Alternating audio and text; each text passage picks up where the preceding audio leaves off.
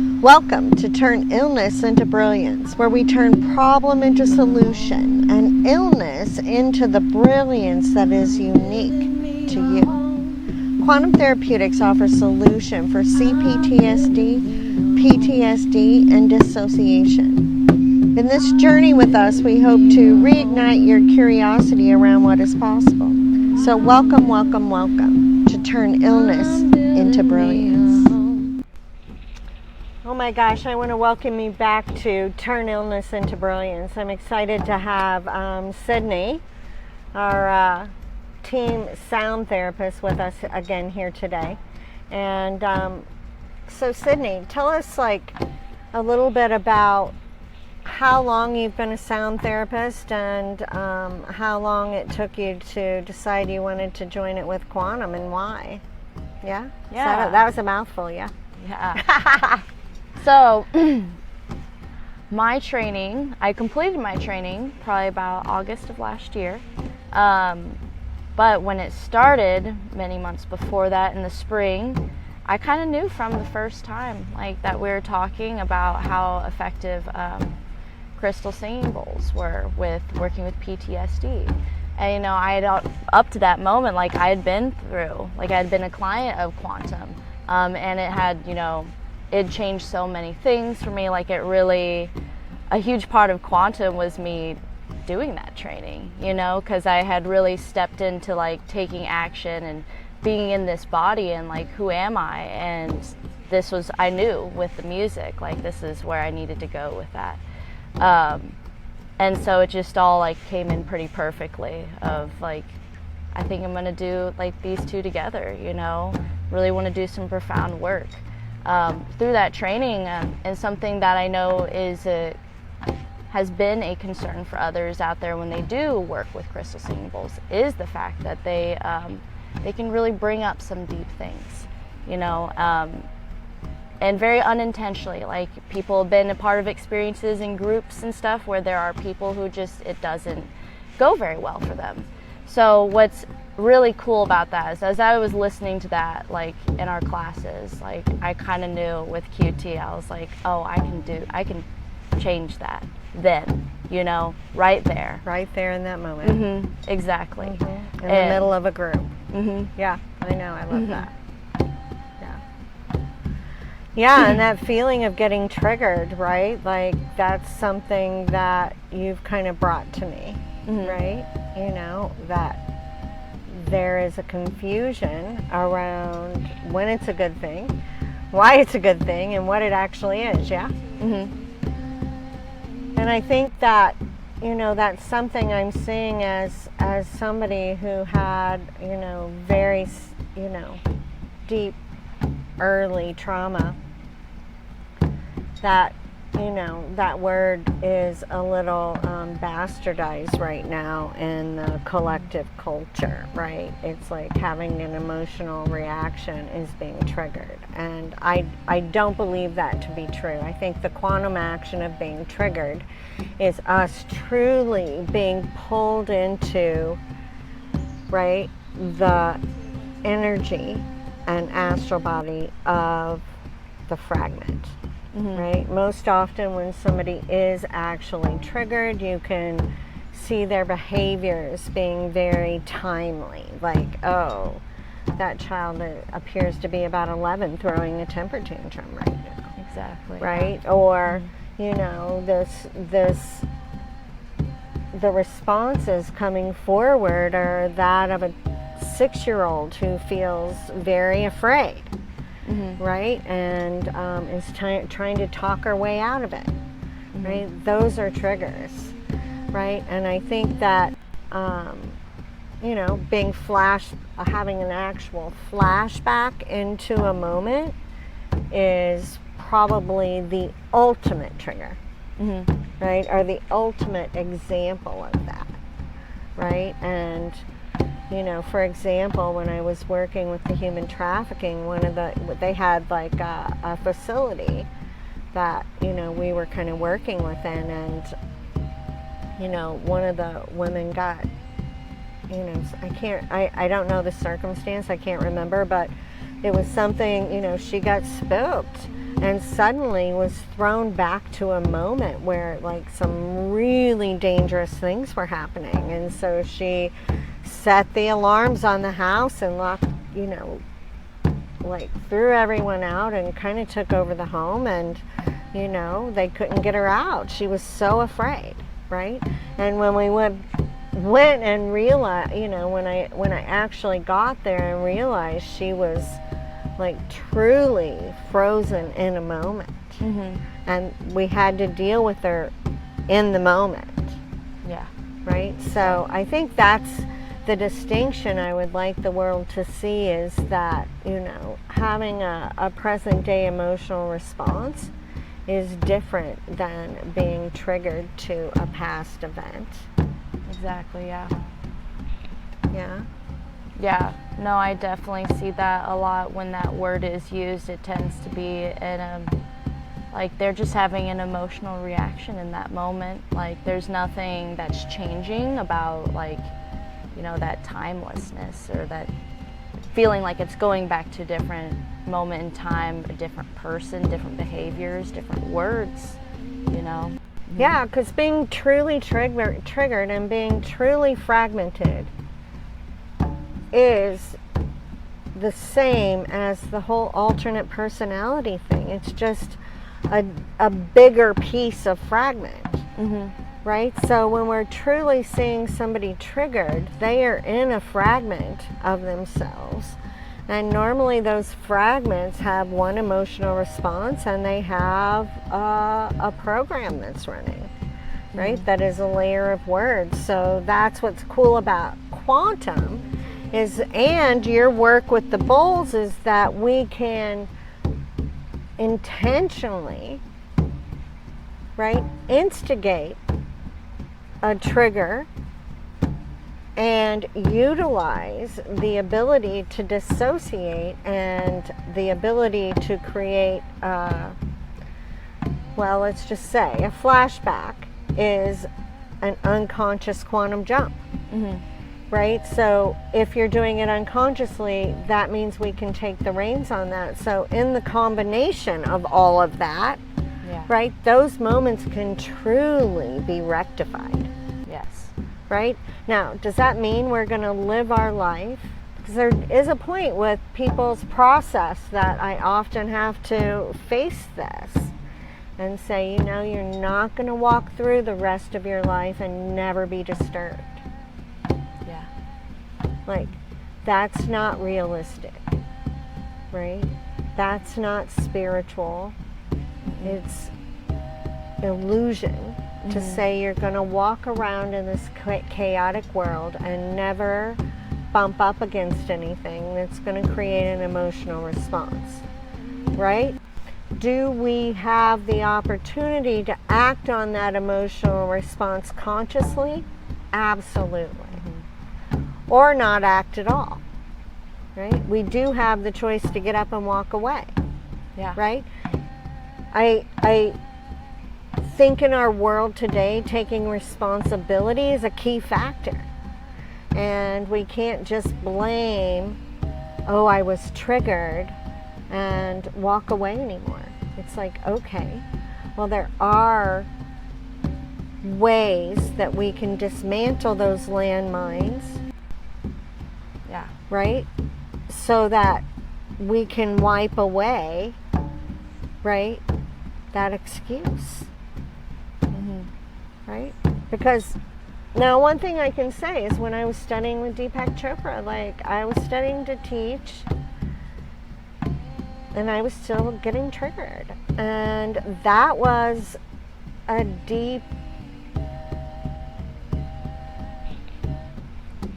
chasm in me, in my integrity. And how can I get up and teach that this is going to heal you when it has not healed me?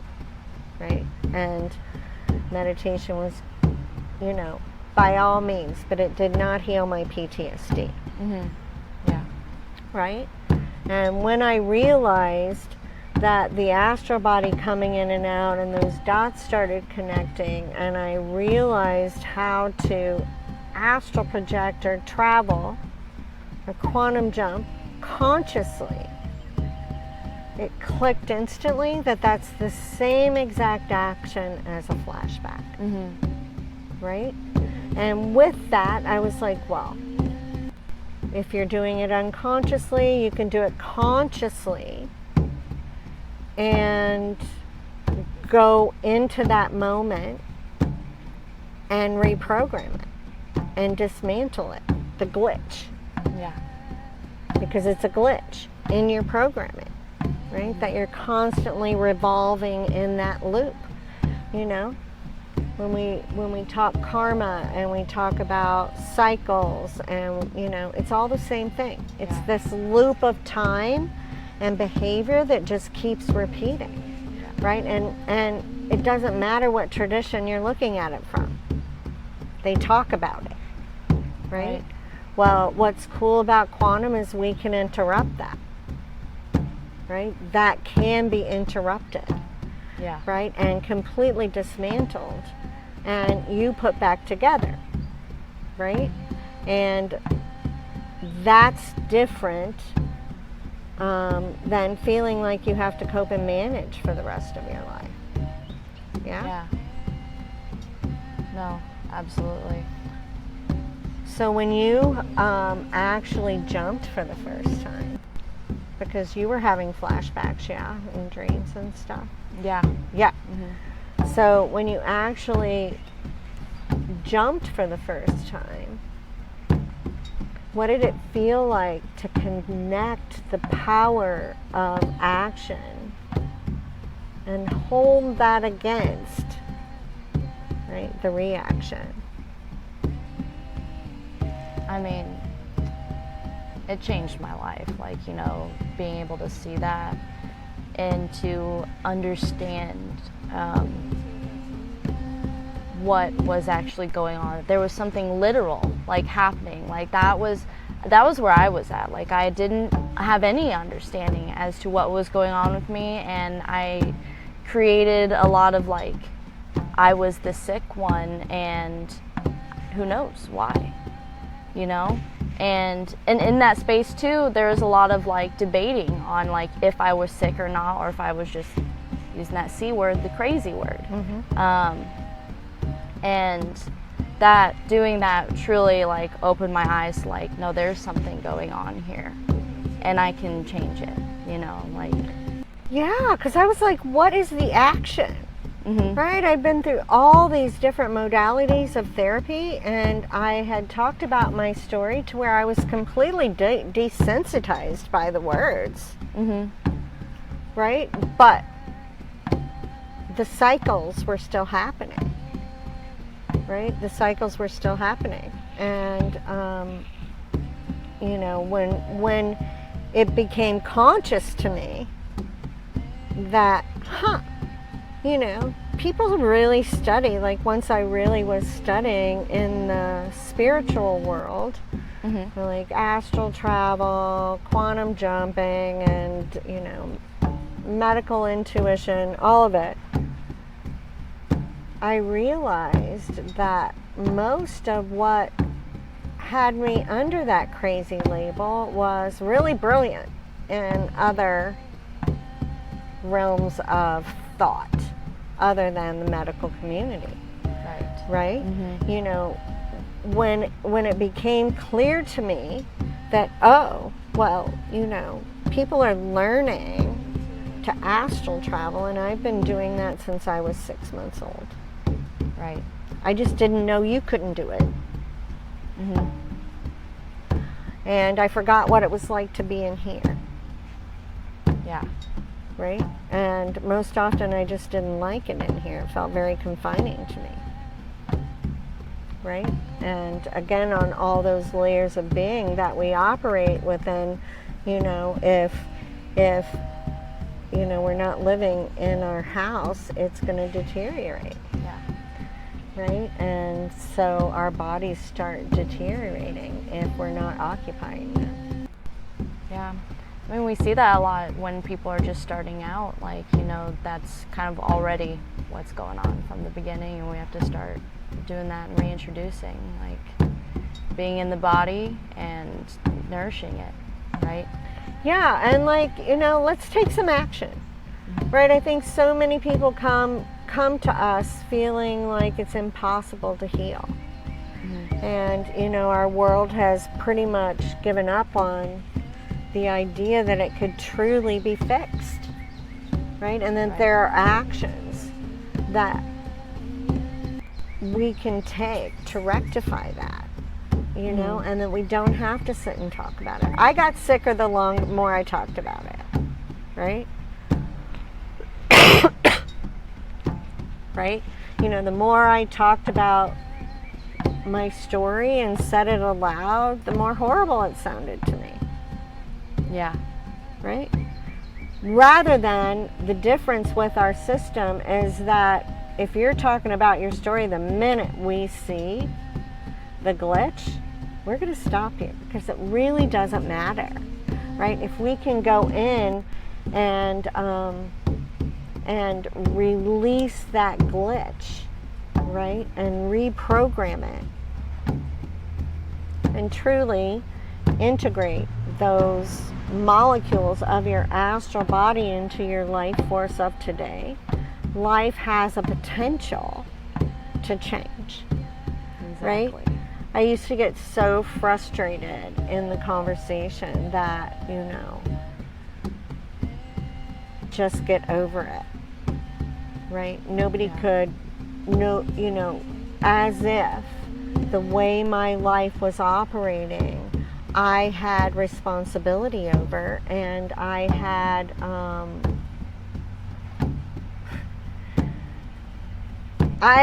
anything. Right? I didn't have anything. Like didn't have any tools that worked. Yeah. Right? I was drugged from the time I was 19. Right? You know, getting over it is not an option, but it can be fixed. Yeah. Right? It can be fixed, and you can learn how to live differently, and we have to do that. Right? We have to learn how to live differently on the backside of the past being, you know, the debris of the past being cleared up. Right. Right? You know, and I think that as you have moved through your process of becoming and knowing who you are and why you're here, right? How have you seen that shift in evolution after doing quantum? Well, I will say, like, in terms of, like, changing habits and really, like, getting to, like, be this version that was more so just kind of a dream, you know? Like, I'd love to be able to do that, but I am coping, you know? I'm always, like, I want to be a morning person. And it's like, well, I'm not really sleeping. I have a lot of these other things that I'm managing. But then once that's all like wiped away, once you're getting that debris taken care of, you're back in your body, you've been nourishing it, you're really like putting the steps forward of like, who am I and what am I like here for? And at that point, no more triggers.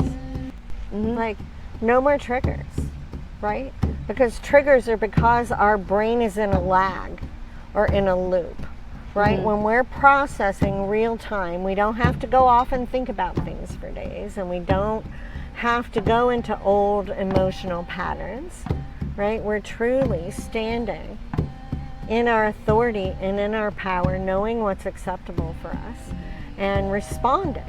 And responding is different than being triggered, right? Are you ever gonna, you know, our emotional system is there for a reason, and it's there to alert us that when we need to take action, right? That doesn't mean we swim in it. That means that, you know, we're going to be bumping up against things in our life to tweak you into being a real-time thinker and living completely present in this moment, right? And yeah, does that make sense? yeah, no, exactly. While you're talking about, like, I'm thinking about how I used to be a very need to schedule like almost everything, like all the details of a day and stuff, and like and that just kind of, I saw that fade away, because now I just I just take action. I just respond. Like, there's not a need to have everything so detailed Well, I out. find you know? people too, like when we've had a lot of childhood trauma, that need for like documenting almost is because we can't remember things. Yeah. Our memory is in a lag too. So we're trying to process, we're trying to act or operate in the world real time, right? And this is our cheat sheet thing to remind us what we did yesterday. Right. Right. And it's like with that, through that process, it falls away because you are in real time now. Right? Yeah. That's the whole point of it. Like, you can't be in the world and not of it, and be over there or in 15 different timelines. It's right. Yeah. So I'd love for you to grab up your copy of Chronicles of Tigwa. I think it is a validation to all the highly sensitive, magical kids who have found themselves plunked in, an environment that is dangerous, and that they're constantly having to maneuver, right? Which is, a humongous percent of our children today.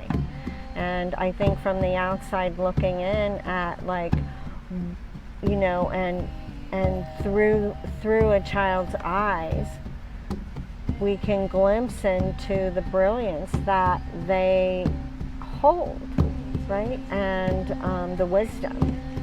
And stop making them sick. Stop making yourself sick. You're not crazy. You're actually brilliant, right? Like, as I started studying in the outside world and things started breaking out, I was like, no, dude, you're just psychic. Like, you're really a seer and a hearer and, a quantum jumper. How cool is that? That's not being crazy, right? And Turn Illness into Brilliance helps us unravel how we're inputting information, how we're receiving information, and how to deal with our energies and being in your body, right? Because the world needs you. The world is devoid of brilliance right now, right? We're in a mode of destruction. So come join us, grab your copies. C-PTSD from the inside out and Turn Illness into Brilliance, giving you the tools and thoughts, new and different thoughts about what you can do about it. And on behalf of myself and the Quantum Therapeutics team, we want to thank you for tuning into Turn Illness into Brilliance, where we turn problem into solution and illness into the unique brilliance that is you. Quantum Therapeutics for rapid results for resolution to C-PTSD, PTSD, and dissociation. Today, you can choose to schedule your call for freedom.